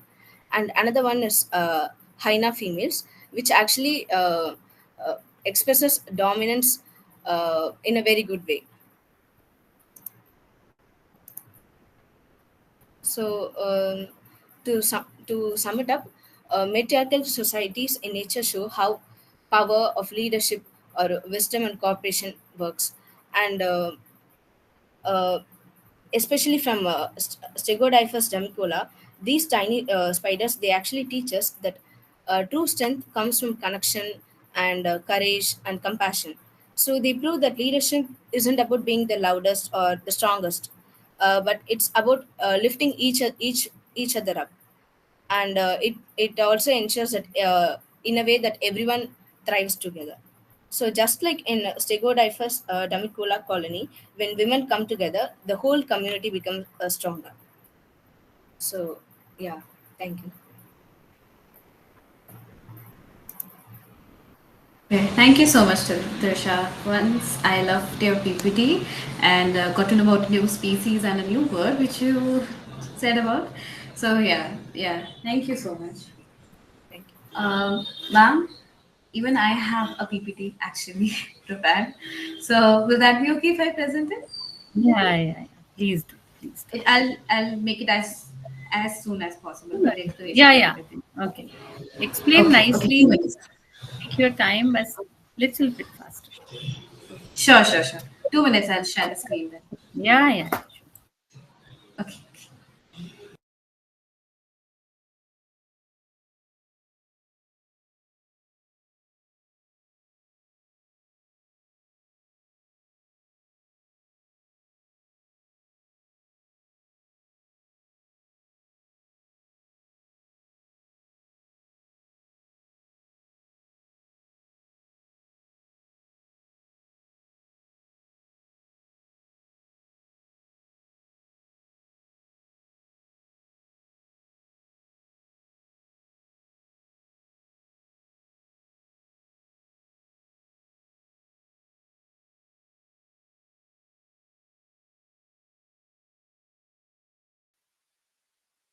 Is it visible, ma'am? Yes, yes, it is visible. Okay, so I'll start. My PPT is about women in environmental leadership. So we already know there are many women in our environment and like leading groups and doing many projects or campaigns and everything. So I'll talk about that today. So the first one I'll be talking about is Wangari Maathai. So she has a quote. It's the little things citizens do. That's what will make the difference. My little thing is planting trees. So she's from Kenya and she stood against deforestation and she planted empowerment, the Green Belt movement. She founded and led the 51 million trees flourishing across the Africa. So that's one of the example. She did an amazing job. And second, we have is Vandana Shiva. Vandana Shiva, she's from India. She fights for the right to food, right to biodiversity, and right to life itself. And she also champions the organic farming and protects traditional seed diversity. Also, she has Navdanya, where she empowers farmers, providing true sustainable starts with soil beneath our feet. So that's about Vandana. And next, there are small quotes which I've also included in the PPT. And next, we have Greta Thunberg. She's like a famous entity. So Greta Thunberg said that you are never too small to make a difference, and she is a single protest outside the Swedish Parliament, and she sparkled a global movement, Fridays for Future. Also, the main work she does is for the climate change, a powerful voice for youth activism. She has gone for many conferences and stood up for the climate change problems. The climate crisis is not distant threat; it's there, and we must act now. So that's the code she also represented. And next we have Berta Cáceres. Berta Cáceres, she's from Honduras, I guess. Yeah, she stood for the indigenous rights and environmental justice. She fought against deforestation, destruction of sacred lands by corporate greed. So also she's the founder of Copenhagen, I guess. Yeah, Copenhagen led the movements against deforestation and destructive dams. So she is again a very great entity. And next we'll be talking about Christiana Figures. So Christina Figures has also quoted that impossible is not a fact, it's an attitude. Loved her line. So this is that. And she said a united climate agreement was impossible. Prove them wrong. Christina proves them wrong about this statement. So she brought 195 nations together, commit to reducing carbon emissions, and her work also proved that diplomacy can be a tool for survival. So yeah, so this was about her. And again, we have Istau Kise. I'm not sure if I'm pronouncing her word name right.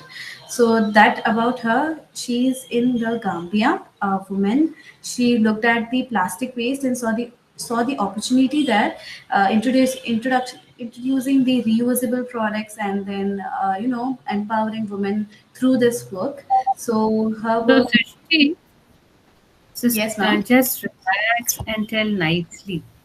You have done some good work. Tell nicely. It is okay. We will take 10 more minutes. I want to see. Relax. Okay, sure. Hmm. So sorry. Okay, I think I was speaking up too fast. I'll try to speak up a bit slow It is now then. okay. So, slow down. Your work is good. Explain.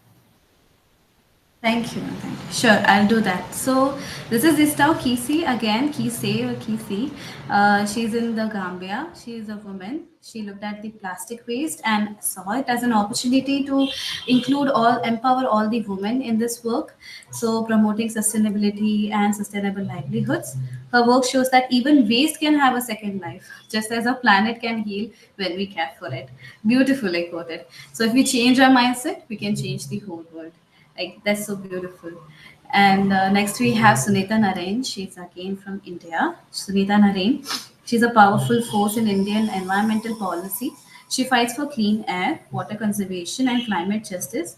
She's also the director of Center for Service and Environment. CSE is the short form, and ensures that development does not come at the cost of nature or marginal communities. So, like I has mentioned, she's working for sustainable development, influences India's environmental policies.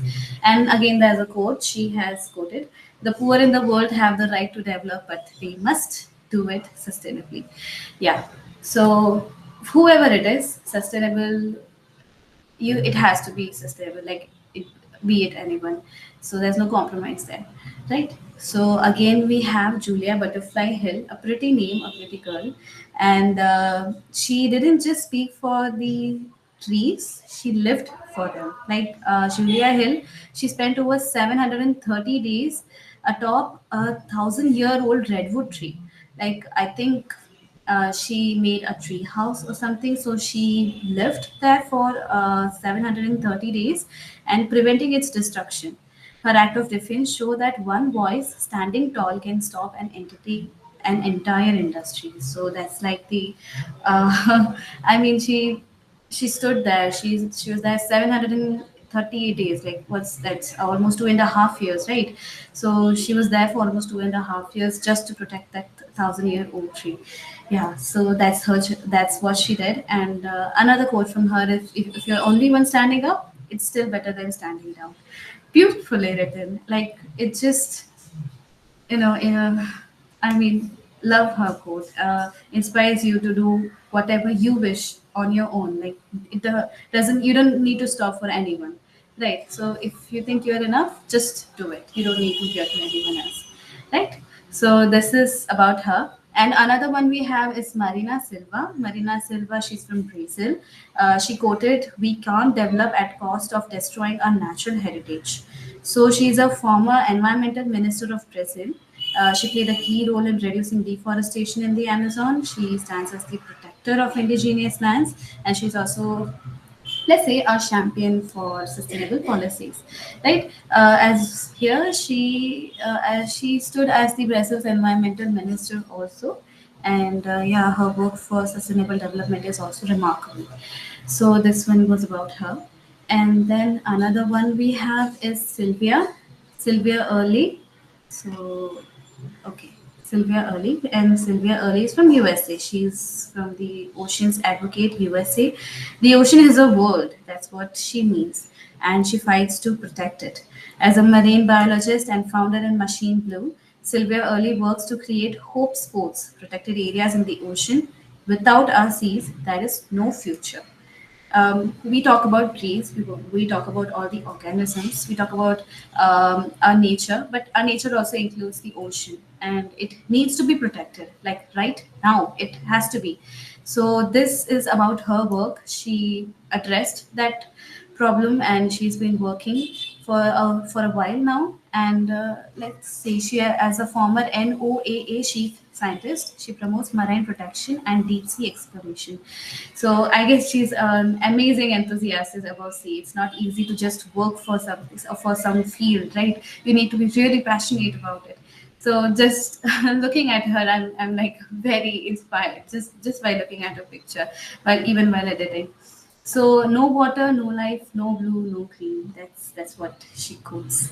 So that was about her, and yeah, I guess that's it. I have introduced about 10 women, 10 beautiful, wonderful women of all over the world, and about the work they have been doing. It's remarkable. Like they have actually stood up and been doing this for a long time. And it's personally, if I'll say, sticking up to one thing and just working on it without knowing any. Any result, any positive result, it's really really difficult for that. You just have to fight for it, and our women were right there fighting for them. It's truly inspiring. I'm not good with words. I might be repeating my words, but yeah, that's what I want to express. And yeah, this is it, I guess. I wish Personally, I would wish that one day I could also contribute as much as I can. Yeah, so I'll try my best if I were to stay here in front of everyone. So yeah, this was me with my presentation. Yeah, I'll just conclude it. I'm done. Thank you so much.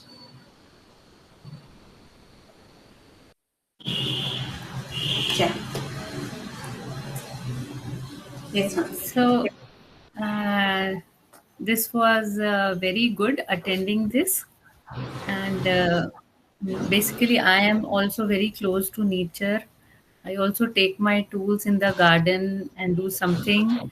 And it's been like now 5 years. I have really tried with my team of staff to just change bare land which was very dry and which was not taken care. So we planted almost 120 trees 5 years back, and now they are of my height almost, and like 5'3", some are 6, some are 7 feet. So it is nice. So my father inspired me to do that, and it takes a lot. It takes a lot. Every year, one or the other will die because of the scorching heat and because of the scarcity of water. It is very tough to manage. So I can understand how things are done. So coming to the presentations here, uh, just few things I want to share, Srishtina. Just whenever you are like hosting something like this, you have to make sure that there is precise mention of the time for each PPT, and it should not be very much repetitive. Like if you have three topics, not more than two participants should take one, because now I am thorough on the this amazing tactics of female and the sequence also. So it was good. Everyone has their own take, but quite similar.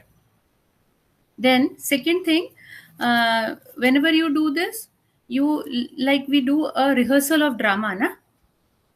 Keep a Google Meet, mention them that you have this much time, you should have these many number of PPTs, no further explanations. Second, you should have the you should convey the purpose of the PPT. I don't think we were talking about nature here.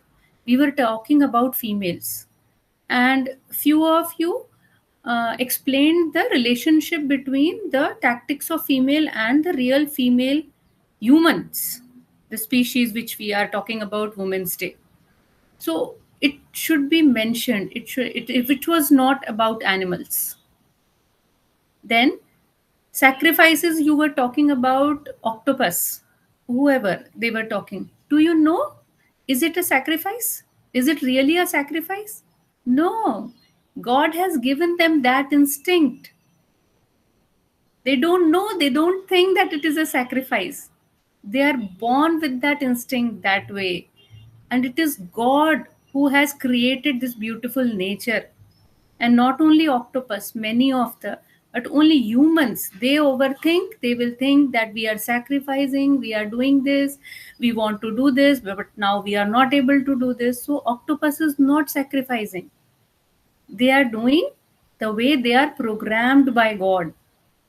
So that is not an apt example with the female here in human, right?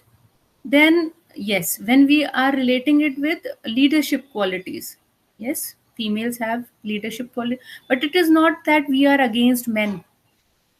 We want to live in a harmonious society, respect men. So we are not supporting parthenogenesis. It is okay, na? It is nature. It has its own ways of survival. Not relevant for the topic to Women's Day. It is not that we don't want to just remove the men from our society. It is not that. We want to live in a peaceful, harmonious, beautiful society with respect for everyone.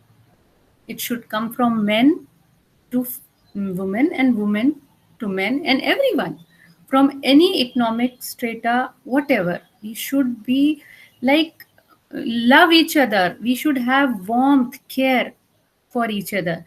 And women can do that because basically God has given them that power, because they are the Srishti. They can create something. So that power they have. But men have their own powers. That is so beautiful. So Women's Day does not mean that we go on the roads and shout about women. It is about love and respect we all need to give to each other. Right? And then defense and predator, yes. We need to train ourselves Like digitally also, now there are a lot of crimes. It is happening. So it is not about the muscle power. So we need to like increase our knowledge, learn the advancement technology which is coming up. So it is important that we are trained, we have proper knowledge, which so that we are in the defense system for ourselves and for IT as well. Then other one.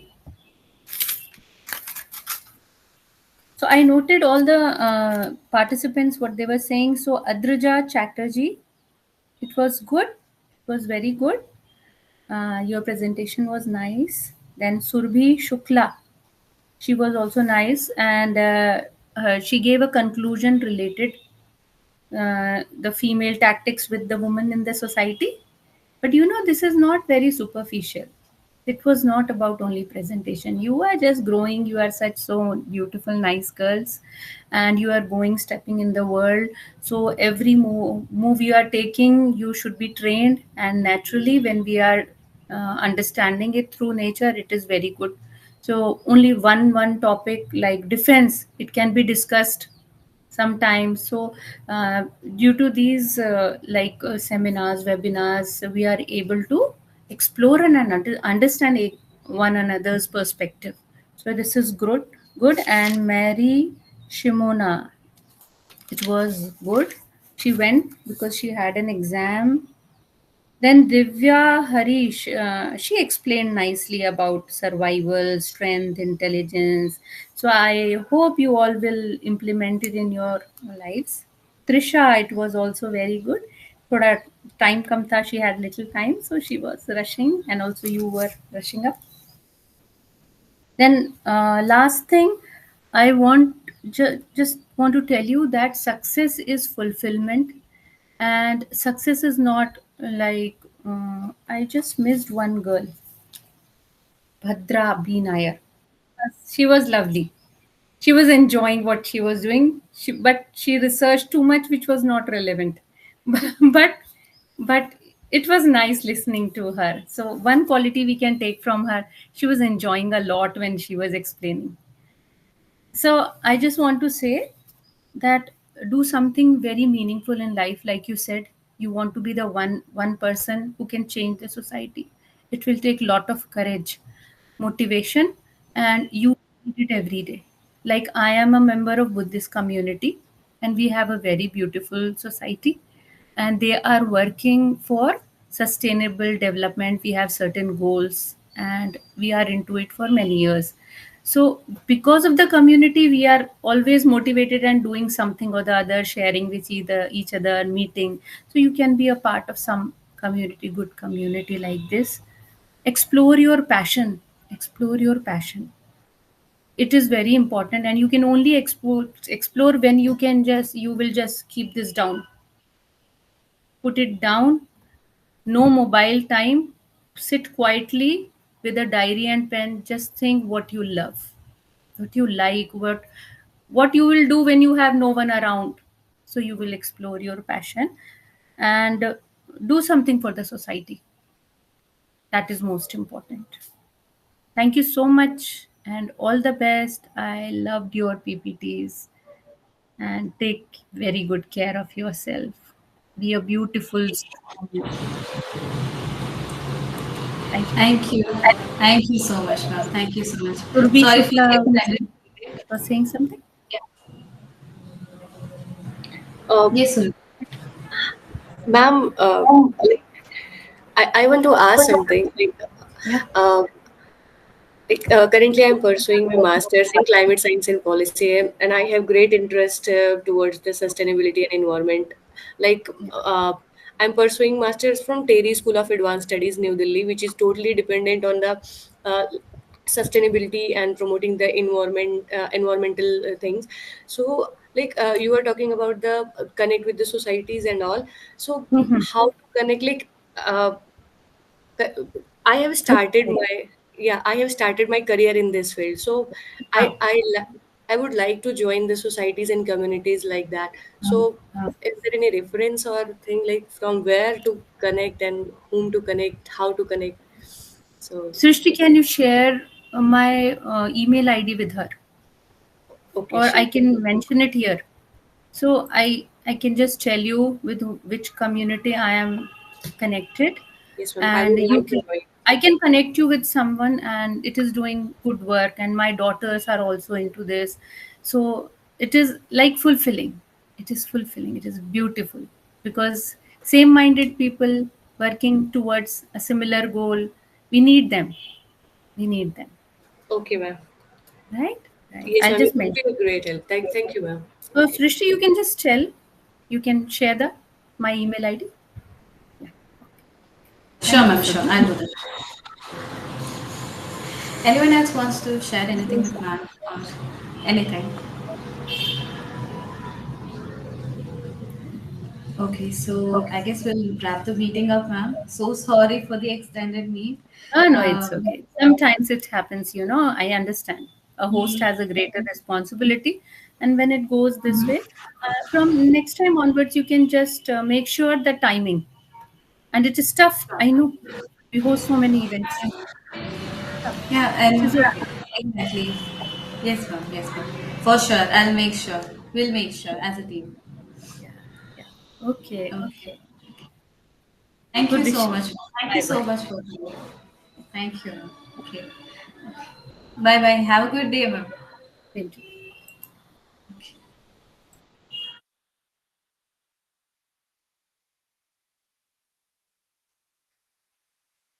I had one doubt.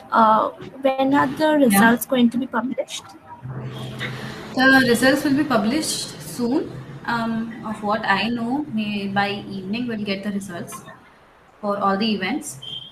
And It will be I guess mailed to us. no, we'll get the team. Sorry, we'll get the results. The event heads will get the results, and then I guess within the next week, the results will be published publicly. Okay. Okay. Okay. Thank you. Yeah. Sure. Thank you so much, guys. Thank you. Yeah. Thank Bye you. bye. Bye. Thank you. Bye bye.